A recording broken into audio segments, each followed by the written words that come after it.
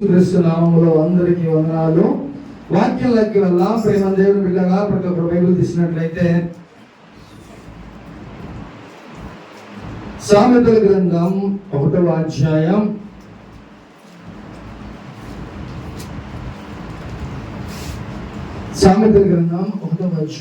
10వ వచనం ఒకసారి చదువుకుందాం. నా కుమారుడా, పాపులు నిన్ను ప్రేరేపింపగా ఒప్పకము. చాలు. హల్లెలూయా. నా కుమారుడా, నా కుమార్తె, పాపులు నిన్ను ప్రేరేపింపగా నువ్వు ఒప్పకము. ఈ మాట జ్ఞాని అయిన సొలొమోను ఈ మాట రాసినాడు. ప్రేమ దేవుని బిడ్డలా, ఏమని చెప్తున్నాడంట? పాపానికి ఒప్పుకో, మాకు పాపానికి దూరంగా ఉండు. పాపానికి ఒకవేళ ప్రేరేపిస్తే ఏం చేయమంటున్నాడు దేవుడు? వాటి నుంచి దూరంగా ఉండమంటున్నాడు. పాపం అంటే ఏమంటే, పాపం అంటే ఏంటి? పాపం అనేకమైన రకాలు ఉన్నాయి. నువ్వు ప్రార్థన చేయకపోతేనే పాపం. అర్థమవుతుందా? నువ్వు ఒక రోజు ప్రార్థన చెయ్యకపోతే దాన్ని కూడా పాపం లిస్టులో ఉంది. అర్థమైందా? అదేదో పెద్ద నేరాలు ఘోరాలు కాదు. నువ్వు ఒక చిన్న ప్రార్థన రోజు చేసుకోకపోతే ఆ ప్రార్థన చేయని దానికి కూడా ఏంటంటే అది కూడా ఒక పాపమే మీరు చేసేది. అందుకనే పాపం చాలా రకాలు ఉన్నాయి. దేవుని దృష్టికి ఏదైతే వ్యతిరేకంగా ఉందో, ఏదైతే దేవునికి వ్యతిరేకంగా ఉన్న పనులు మనం చేస్తున్నామో వాటన్నిటిని బట్టి దేవుడు ఏం చెప్పాడు? అవి పాపపు లిస్టులో ఉన్నాయి అవన్నీ. అందుకనే ఇక్కడ జ్ఞానం సొలొమోను అంటున్నాడు, నా కుమారుడా, నా కుమార్తె, పాపులు నిన్ను ప్రేరేపింపగా ఒప్పుకోదు.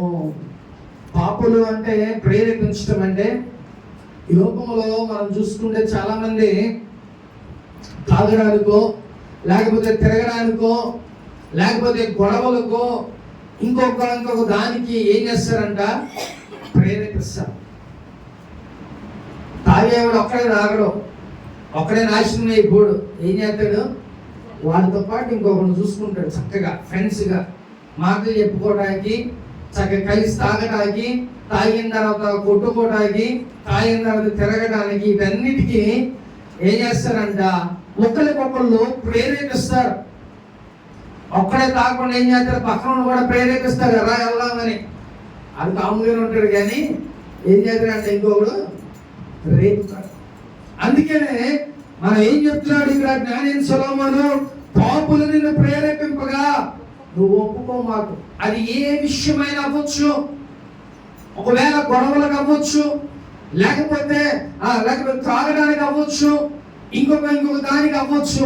వీటన్నిటికీ ఒకవేళ ఎవరైనా మిమ్మల్ని ప్రేరేపిస్తే, మిమ్మల్ని ఎవరైనా పుష్ చేస్తే మీరేం చేయాలంట?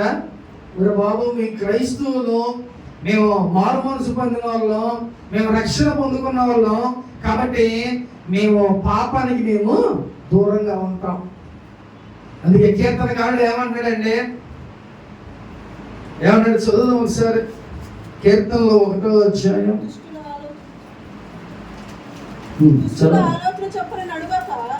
పాపుల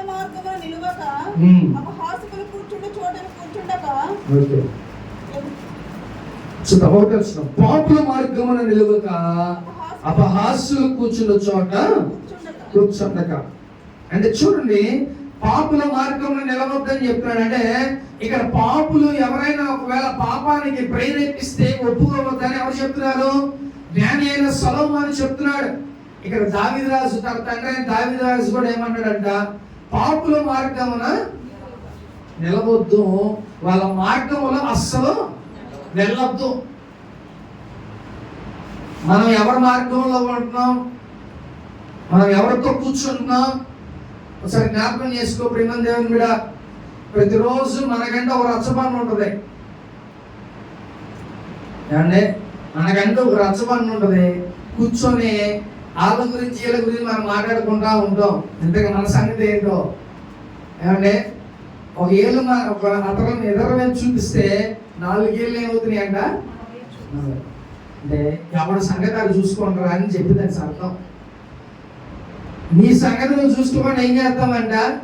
అనేక మంది వాళ్ళ గురించి మనం మాట్లాడుకుంటా ఉంటాం. అదే నువ్వు కూర్చొని చక్కగా దేవుని విషయాలు మాట్లాడుకుంటే ఎంత బాగుంటుందండి. దేవుని విషయాలు మాట్లాడుకోవాలి. ఆయన చేసిన అద్భుత కార్యాలు, ఆశ్చర్య కార్యాలు మనం ఏం చేయాలి? తలపోసుకోవాలి, మాట్లాడుకుంటా ఉండాలి. ఇతరుల గురించి మాట్లాడుకుంటే మనకేం వస్తుంది? దేవుని గురించి మనం మాట్లాడుకుంటా ఉంటే ఒకరికొకరికి విశ్వాసం పెరిగిద్ది. ఒకరికొకరికి వారి జీవితంలో చేసిన కార్యాలు ఏంటంటే తలపోసుకుంటూ ఉంటారు. అందుకనే మనం ఏం చేయాలంట? చక్కగా ఎవరైనా ఇద్దరు కూర్చుండో ఖాళీగా ఉంటే వేరు, మన ఒక్కలమంటే మనం స్తుతిస్తూ ఉండాలి. లేదా ఇద్దరంగా మనం కూర్చొని దేవుని మాటలు, దేవుని వాక్యం మనం మాట్లాడుకుంటా ఉండాలి. ప్రేమ దేవుని పేడ హల్లెలూయా. కాబట్టి పాపుల మార్గమున నిలవక అపహాస్యులు కూర్చున్న చోట కూర్చున్నాం. జ్ఞానైన సొలొమోనేమో పాపుల మిమ్మల్ని రేపితే పాపానికి మీరు ఒప్పుకోమాకండి అని చెప్తున్నాడు. తన తండ్రి అయిన దావీదు ఏం చెప్తున్నాడంట? అసలు పాపులు ఎటున్నారంటే వెళ్ళమాకండి. అపహాస్యులు కూర్చున్న చోట, పాపులు కూర్చున్న చోట అసలు కూర్చోవద్దు అని చెప్తున్నాడు. ఎందుకని? మనకున్న కొద్ది భక్తి కూడా పోతాయి. మనం కూడా లోకంలో కలిసిపోతాం. నువ్వే ఒకళ్ళు మార్చాలి, నిన్ను చూసి ఒకళ్ళు మారాలి. కానీ ఏమైపోతుందంట? మనం లోకంలో కలిస్తే వాళ్ళు మనం కూడా కలిసిపోతాం. ప్రేమ దేవుడు కూడా. కానీ నిన్ను చూసి మారాలి. నీ యొక్క బిహేవియర్, నువ్వు నడిచే నడక, నువ్వు మాట్లాడే మాటల బట్టి నువ్వు ఇతరులని అట్రాక్ట్ చేయాలి యేసయ్య వైపు. అంతేగాని దేవుని దగ్గరికి వచ్చి మళ్ళీ మనం అలాగే జీవిస్తూ ఉంటే ఎలా మారుతారండి? మన జీవితంలో ఒక మార్పు వస్తేనేగా ఇతరులకు మనం చెప్పగలం. అవునా? నువ్వు కరెక్ట్గా ఉంటే దేవుని జీవితంలో చక్కగా కార్యాలు చేస్తాడు. ఆ కార్యాలు నువ్వు ఇతరులకి నువ్వు ఎక్స్ప్లెయిన్ చేయొచ్చు, ఇతరులకు నువ్వు వివరించవచ్చు. అలాగే వివరిస్తే అనేక మంది దేవుని వైపు తిరపబడతారు. ప్రేమ దేవుడు. అందుకని దావీదు రాజు అన్నాడు, అపహాస్యులు కూర్చున్నాడు కూర్చోవద్దు, పాపులు ఉన్న దగ్గర మీరు నిలవద్దు అని క్లియర్ గా మాట్లాడుతున్నాడు. ప్రేమ దేవుడు. అయితే ఎగ్జాంపుల్ గా మనం చూద్దాం. ఆదికాండం 39వ అధ్యాయం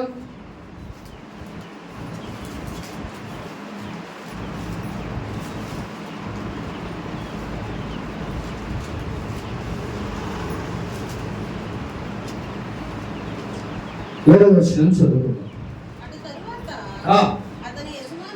అతని యజమానుని భార్య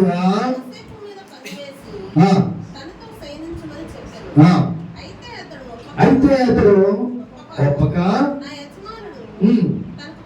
తనకు కలిగినదంతయు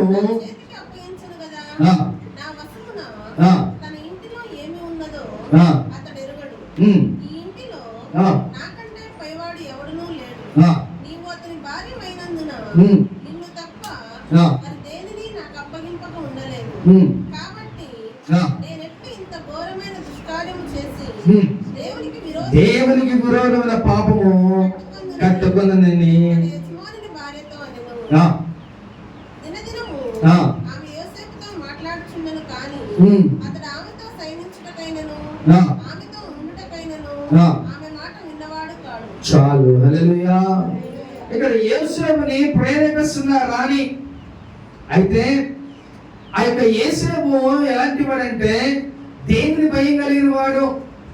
దేవుడు అంటే ఈ లోకంలో మన అనేక మంది మనం ఎలా అనుకుంటామంటే మన మనుషులు చూస్తున్నారు, లేకపోతే పాస్టర్ గారు చూస్తున్నారు, వీళ్ళు చూస్తున్నారు, వాళ్ళు చూస్తున్నారు మనం అనుకుంటా ఉంటాం. కానీ మనందరినీ చూసేవాడు దేవుడు ఉన్నాడు. ఆయన చూస్తున్నాడు. ప్రతిదానికి ఒక ప్రతిఫలాన్ని దేవుడు ఇస్తాడు. నువ్వు మంచి చేస్తే మంచి ఇస్తాడు, నువ్వు చెడు చేస్తే చెడు ఇస్తాడు. ప్రేమ దేవుడు. అందుకనే యోసేపు ఏం చేశాడంట? పాపానికి దూరంగా. ప్రేమ దేవుడు. మనం కూడా పాపానికి దూరంగా పారిపోయాడు. ఆయన యవ్వన కాలంలో ఉన్నాడు, పరిశుద్ధంగా జీవించాడు. నన్ను ఎవ్వరు చూడట్లేదు అని అనుకోని ఆయన తప్పు చేయడానికి ఒప్పుకోలా.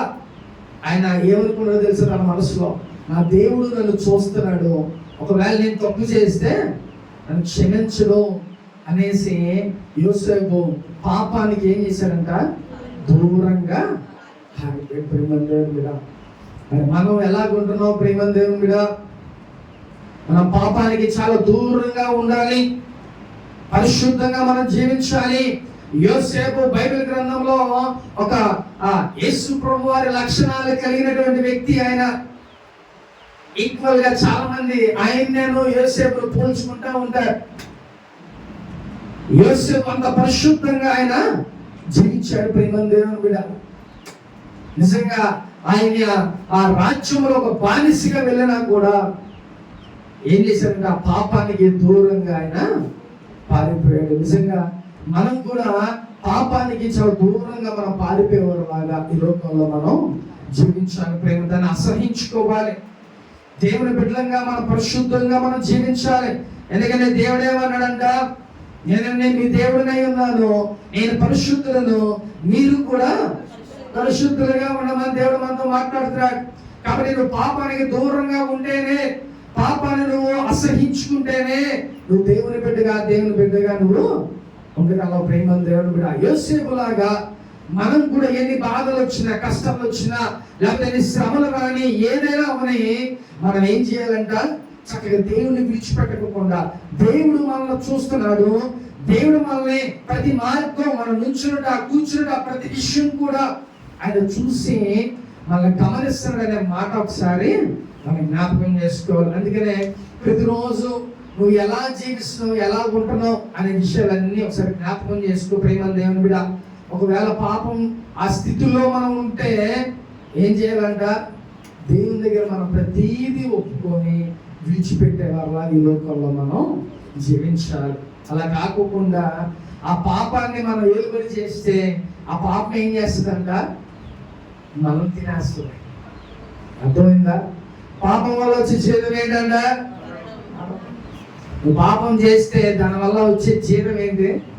మరణం. మనం చచ్చిపోతాం మెల్లిమెల్లిగా. దేవుడు ఏదో అనారోగ్యాన్ని పెట్టి ఆ పాపం ద్వారా మనకి తీసుకెళ్ళిపోతాడు. కాబట్టి పాపానికి ఎలా ఉండాలంటే మనం దూరం 1 కిలోమీటర్ పారిపోవాలి మనం. అలా ఉంటేనే దేవుడు మనల్ని ఆశీర్వదిస్తాడు. ఆయన ఆ పాపానికి దూరంగా ఉండబట్టే యోసేపును దేవుడు ఏం చేశాడంట? గొప్పగా ఆశీర్వదించి ఆయన ఒక మినిస్టర్గా దేవుడు ఆయన్ని నిలబెట్టేశాడు. ప్రేమ దేవుడు, ఒకవేళ నిజంగా పాపానికి ఒప్పుకుంటే ఏమయ్యేవాడండి? చెరసాల్లో ఉండేవాడు. లేకపోతే రాజు ఏం చేసేవాడు? మరణ శిక్ష విధించాడు. మనం అనుకుంటాం మనం ఏం చేసినా ఎవరికి తెలియదు అని అనుకుంటా ఉంటాం. ఏమంటే అవునా కదా? మనం ఏం చేసినా ఎవరికి తెలియదులే అని అనుకుంటా ఉంటాం. ఏదో ఒక రోజు అది తెలుస్తుంది. అర్థమవుతుందా? ఏదో ఒక రోజు నువ్వు చేసే తప్పుడు పని అవ్వచ్చు, అది మంచి పని అవ్వచ్చు, ఏదో ఒక రోజు అది కంపల్సరిగా బట్టబయలు అవ్వాల్సిందే. అందుకని యోసేపు దేవుని యందు భయభక్తులు కలిగి ఉన్నాడు కాబట్టి ఆయన పాపానికి దూరంగా ఆయన పారిపోయాడు. ఆ పాపానికి దూరంగా ఉండబట్టి రాజు ఏం చేశారంటే నమ్మకంగా రాజు దగ్గర ఉన్నాడు కాబట్టి దేవుడు ఆ రాజు మనసు కలిగేసి ఆయన ఏం చేశారంట? గొప్ప రాజుగా ఆయన్ని చేశాడు. ప్రేమ దేవుడు, అందుకనే ముఖ్యంగా మనం ఎలా ఉండాలంటే పాపానికి దూరంగా మనం ఉండాలి. అప్పుడు నీకు ఏమొస్తుందో తెలుసా? ఆరోగ్యం ఉంటుంది, నీకు క్షేమం ఉంటుంది. దేవుడి దృష్టిలో ఒక నమ్మకస్తురాలిగా నువ్వు ఈ లోకంలో ఉంటావు. ప్రేమ దేవుడు, అందుకని యోసేపు నమ్మకంగా ఉన్నాడు, పాపానికి దూరంగా పారిపోయాడు కాబట్టి ఏం చేశాడు? దేవుడు గొప్పగా ఆయన్ని ఆశీర్వదించాడు. ప్రేమ దేవుని బిడ్డ, హల్లెలూయా. కాబట్టి నువ్వు నేను కూడా పాపానికి దూరంగా ఉండమని ఈరోజు దేవుడు మాట్లాడుతున్నాడు. ఒకవేళ నా కుమారుడా నువ్వు పాపానికి రేపితే పాపులు నిన్ను పాపం చేయడానికి ప్రేరేపిస్తారు. కానీ పాపానికి నువ్వు ఎలా ఉండాలంట? దూరంగా ఉండమని చెప్పి దేవుడు మాట్లాడుతున్నాడు. ప్రేమ దేవుని బిడ్డ, అది ఏదైనా అవ్వచ్చు, ఈ లోకపరమైన అన్ని వ్యసనాలు అవ్వచ్చు, పాపం అవ్వచ్చు, లేకపోతే దేవునికి వ్యతిరేకమైన ఏ పనైనా కూడా ఆ పని పాపంతో కూడుకున్నదే. ప్రేమ దేవుని బిడ్డ, ఈరోజు పాపానికి దూరంగా పారిపోవాలని దేవుడు మాట్లాడుతున్నాడు. మనం ఎలా ఉంటున్నాం ఈ లోకంలో? ఈ లోకంలో కూడా చాలా జాగ్రత్తగా ఈ లోకంలో మనం జీవించాలి ప్రియమైన దేవుని బిడ్డ. ఈ సంవత్సరం అంట భార్యలు భర్తను చంపేసిన సంఖ్య దాదాపు 7,600 7,800 దాకా ఉంది. ఎంత దారుణంగా తయారయ్యారో చూడండి. భార్యలు భర్తల్ని చంపేస్తున్నారంట. అంటే ఓన్లీ ఈ సంవత్సరానికే 7,800. అంటే ఓవరాల్ ఇండియా మొత్తం కలుపుకుంటే అలాగంటే రోజు ఏదో 1, 2, 3 జరుగుతుంది. నిన్న ఇన్సిడెంట్ ఏంటంటే నూనె కాసి నూనె ఆ భర్త మీద పోసి చంపేసింది. అంటే పాపానికి అంటే ఎలాగంటే వేరే సంబంధాలు పెట్టుకొని పాపానికి లోనైపోయి పాపానికి ప్రేరేపించబడి ఏమైపోతున్నారంటే ఆఖరికి భర్తనే చంపేసే కాడికి వచ్చేసారు. అఫ్కోర్స్ మగవాళ్ళు కూడా అదే చేస్తున్నారు, కానీ మగవాళ్ళు అవ్వచ్చు ఆడవాళ్ళు అవ్వచ్చు ఏంటంట అక్రమ సంబంధాలకి అయిపోయి ఏమైపోతారు, వారి జీవితాలను అక్కడికక్కడే నాశనం చేసేసుకుంటున్నారు. ప్రియమైన దేవుని కూడా నిజంగా అలా చేసి పోనీ ఏమైనా బ్రతుకుతున్నారా?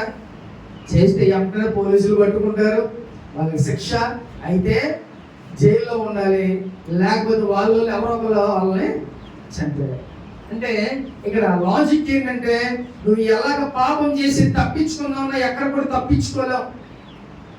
ఒకవేళ ఈ లోకంలో ఎవరు చూడకపోయినా ఆయన చూస్తున్నాడు. కయ్యను హేబెలుని చంపినప్పుడు నాకేమీ తెలియదు, నాకేం సంబంధం లేదన్నట్టుగా ఆయన పని చేసుకుంటాడంట. కానీ ఎవరు మాట్లాడారంటే దేవుడు కయ్యనుతో మాట్లాడాడు.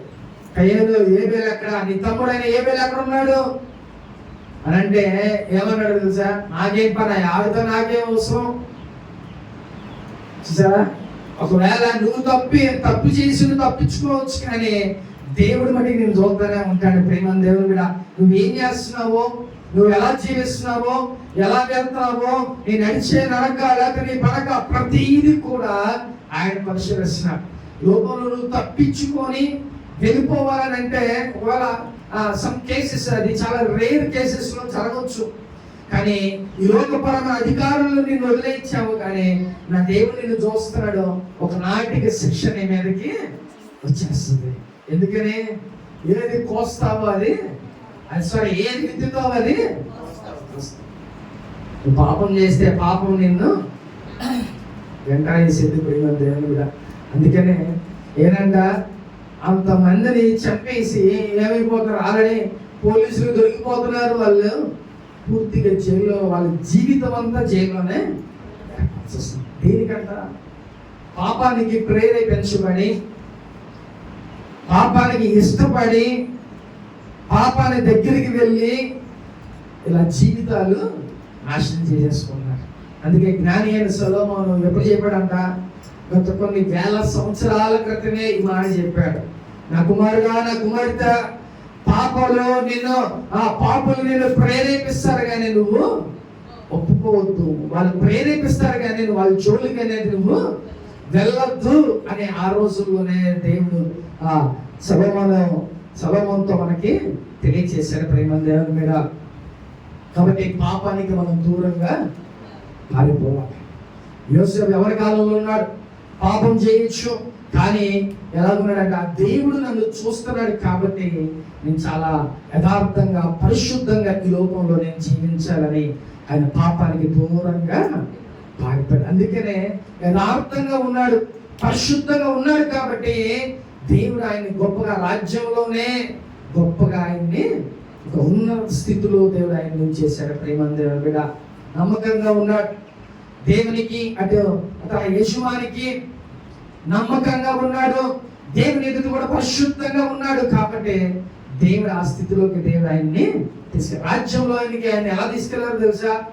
ఒక బానిసగా తీసుకెళ్లారు యోసేపుని, కానీ ఏమైపోయాడంట? రాజుని చేస్తాడు. బానిసగా ఒక పనివాడిగా తీసుకెళ్లిన వ్యక్తిని ఏం చేశాడు దేవుడు? ఆ రాజ్యానికి రాజుగా దేవుడు చేశాడు. ఎందుకని ఈలో ఉన్న కొన్ని క్వాలిటీస్ దేవుడికి నచ్చింది. అలాగే తన యజమాని రాజు కూడా ఈ క్వాలిటీస్ నచ్చినాయి. ఎందుకని? నమ్మకం, పరిశుద్ధత, ఈ క్వాలిటీస్ అన్ని యోసేపులో ఉన్నాయి కాబట్టి వాళ్ళకి నచ్చి ఏం చేశారంట, గొప్ప రాజుగా, ఆ రాజు తర్వాత రాజుగా ఆయన్ని చేశారు. ప్రేమ దేవుని బిడ్డ, హల్లెలూయా. కాబట్టి ప్రేమ దేవుని బిడ్డ, ఈ లోకములో మనం దేని కోసమో మన ఆనందం వెతుక్కుంటా ఉంటాం. కానీ ఎక్కడ వెతుక్కోవాలి మన ఆనందాన్ని?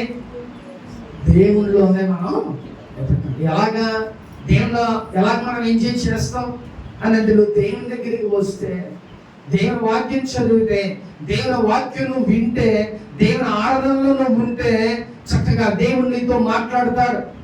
మంచిగా దేవుడు నువ్వు ఆనందించవచ్చు. ప్రేమ దేవుని మీద. కాబట్టి దేవునిలోనే నువ్వు ఆనందాన్ని ఎత్తుక్కోవాలి. ప్రేమ దేవుని మీద. చూద్దాం ఒకసారి కీర్తన గ్రంథం 1వ అధ్యాయం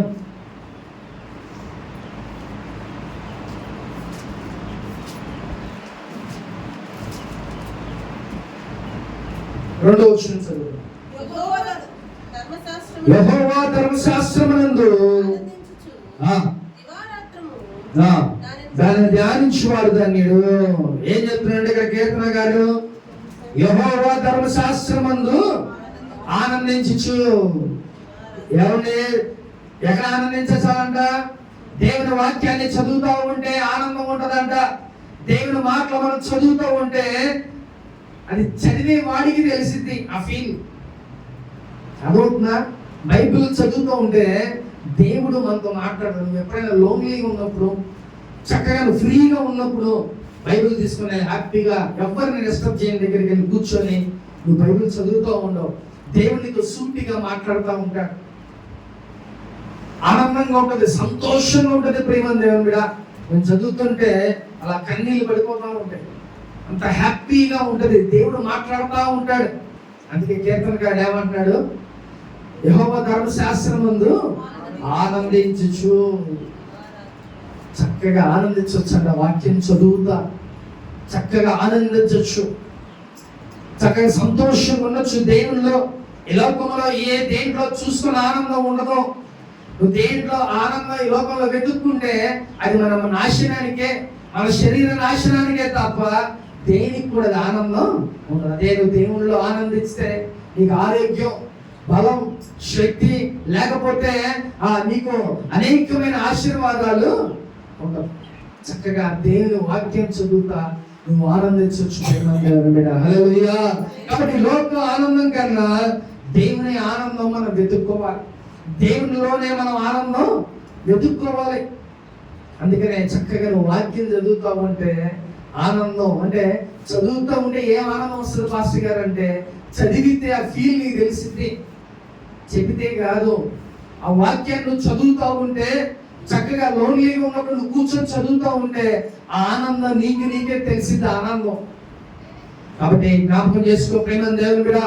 అందుకనే కీర్తనకారుడు అంటున్నాడు, యెహోవా ధర్మశాస్త్రమందు ఆనందించమని చెప్పి ఆయన ఈ రోజు మనతో మాట్లాడుతున్నాడు. ప్రేమ దేవుని మీద. హల్లెలూయా.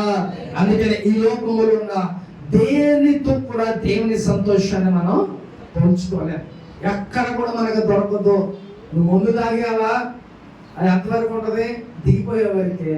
తర్వాత ఒకవేళ సిగరెట్ తాగుతావు, ఆ సిగరెట్ తాగేంత వరకే. తర్వాత ఒకవేళ నువ్వు పాపం చేస్తావు, ఆ పాపం చేసేంత వరకే. తర్వాత కానీ దేవునిలో నువ్వు చచ్చిపోయేంత వరకు చక్కగా హ్యాపీగా నువ్వు ఆనందించు. దేవుడిలో ఉంటే ధైర్యం, దేవుడిలో ఉంటే మన పాపానికి ఎవరైనా ప్రేరేపించినా మనం చాలా దూరంగా ఉంటాం. ప్రేమ దేవుని బిడ్డ.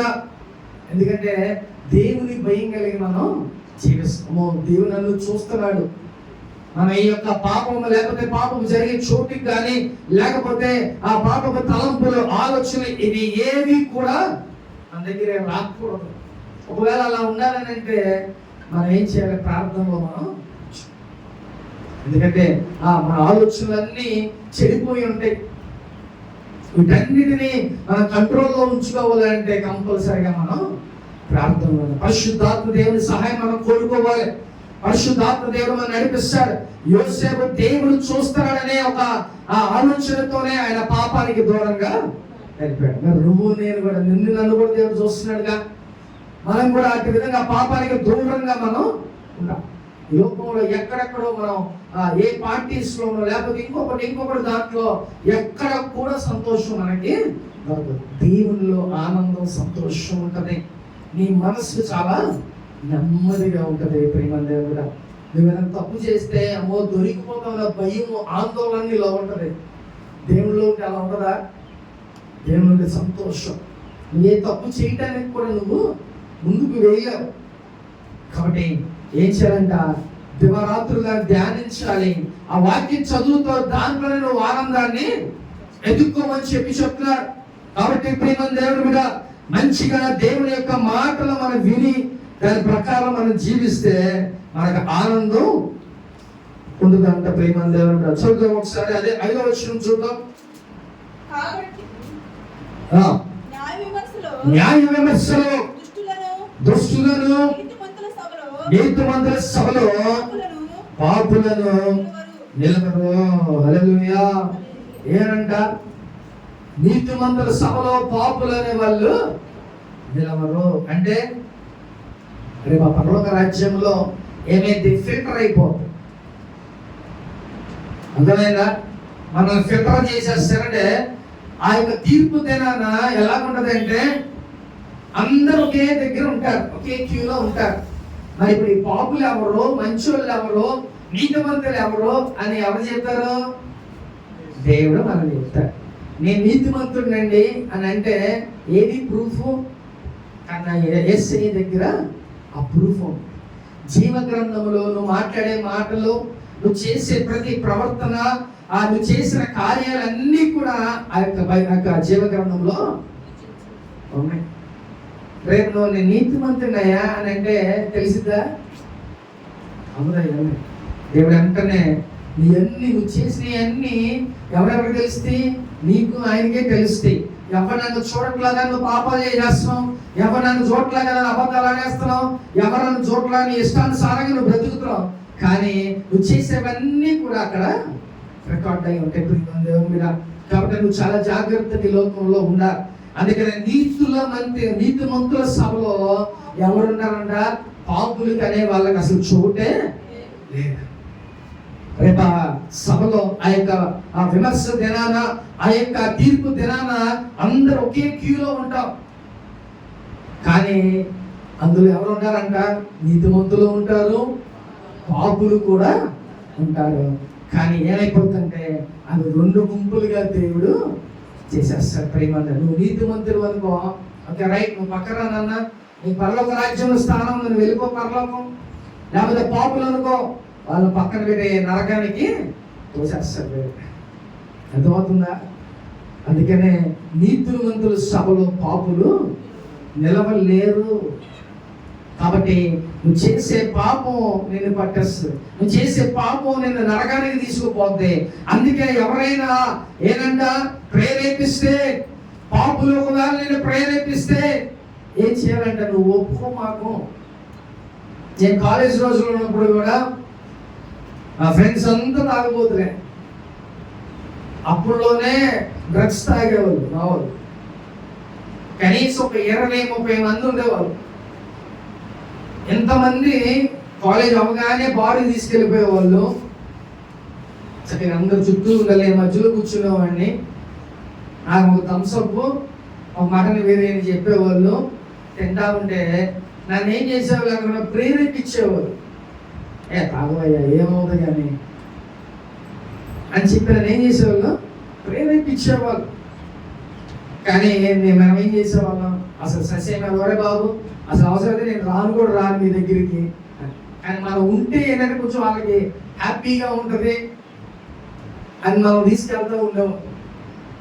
కానీ అంతమంది, నేను పాపులర్ అనేమో కానీ అంత చెడిపోయిన స్థితిలో ఉన్న వ్యక్తుల దగ్గర నేను అలా ఉన్నా కూడా ఎలాగున్నానంట? కనీసం దాన్ని ముట్టుకోని పరిస్థితిలో ఉన్నా. అంటే దేవుని బిడ్డగా, దేవుని భయం ఎరిగిన బిడ్డగా మనం ఎలా ఉండాలంట? ఈ లోకం అంతా పాపంతో నిండి ఉంది, కానీ మనం ఎలా ఉండాలంట? నీతిమంతులుగా ఈ లోకంలో మనం జీవించాలి, ధైర్యంగా ఉండాలి. నువ్వు చేసే ప్రతీది కూడా ఆయనకు తెలుసు, నీకు తెలుసు. కాబట్టి నువ్వు ఎవరికి భయపడాల్సిన అవసరం లేదు. నువ్వు యథార్థంగా నీతిమంతుడిగా, ఈ లోకంలో ఎంతమంది పాపులు ఉన్నా నువ్వు యథార్థంగా ఈ లోకంలో నువ్వు జీవించాలి. ఏం చేస్తాడు? తాగరా ఒకసారి ఏమైంది రావే, నువ్వు మాట్లాడకపోతే, నువ్వు తాగకపోతే నేను మాట్లాడినావు, ఇలాంటి మాట అంటే ప్రేరేపిస్తారు. కానీ మనం ఎలా ఉన్నామంట, పాపానికి దూరంగా దగ్గరగానే ఉన్నాం కానీ దాన్ని అసహించుకొని అలాగా ఉన్నాం. అందుకే ఈ లోకంలో అనేకమైన విషయాలకి ఏం చేస్తారంట, పాపులు ప్రేరేపిస్తూ ఉంటారంట. పాపం చేయి, తాగు, తిరుగు, లేకపోతే ఆ గొడవలకి వెళ్ళు, లేకపోతే ఇంకొక దానికి వెళ్ళని చెప్పి ప్రేరేపిస్తూ ఉంటారంట. కానీ వాటి జోలికి వెళ్ళొద్దని, దాన్ని అసలు ఒప్పుకోవద్దని దేవుడు ఈరోజు మనతో మాట్లాడుతున్నాడు. ప్రేమ దేవుని బిడ్డ, కాబట్టి నువ్వు ఎలా ఉంటున్నావు ఈ లోకంలో? పాపానికి దూరంగా ఉంటున్నావా, లేకపోతే పాపులు ఉన్న చోట మనం వెళ్తున్నావా? ఎలా ఉండాలంట?